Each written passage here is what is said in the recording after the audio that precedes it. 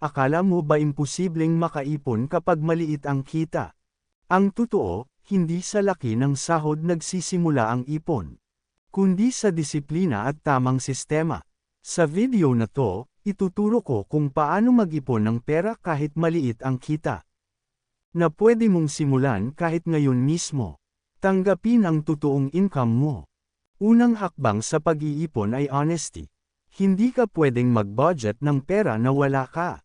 Isulat kung magkano talaga ang pumapasok bawat buwan.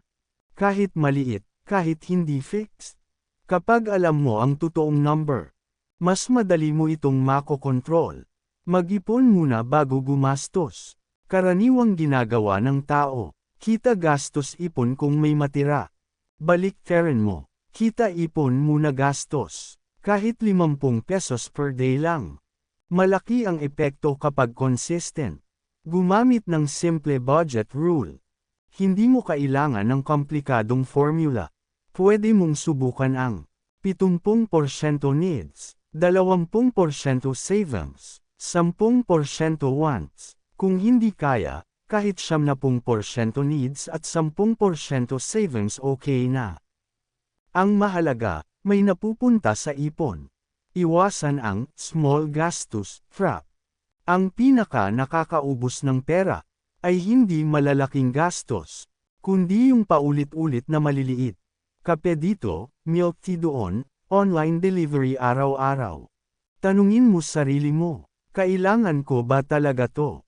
Gumawa ng hiwalay na ipon. Huwag ilagay ang ipon sa wallet o main GCash. Gumawa ng hiwalay na alkansya, hiwalay na bank account, hiwalay na e-wallet, para hindi ka matuksong galawin. Mag-ipon na may goal. Mas madali mag-ipon kapag may purpose. Halimbawa, emergency fund, negosyo, travel, bahay o motor. Kapag may goal, mas nagiging motivated kang mag-ipon. Dagdagan ang kita, hindi lang tipid. Hindi ka yayaman sa tipid lang. Habang nag-iipon ka, humanap ng extra income, online freelance, buy and sell, content creation, sideline tuwing weekend, kahit maliit, malaking tulong. Ang pag-iipon ay hindi tungkol sa laki ng sahod, kundi sa ugali sa pera. Kahit maliit ang kita, kung marunong kang mag-ipon, mas kontrolado mo ang buhay mo. Simulan mo sa maliit, at tuloy-tuloy lang. Kung may natutunan ka, i-like mo ang video. At kung gusto mo ng mas marami pang tips about pera at financial freedom, mag-subscribe ka na sa channel.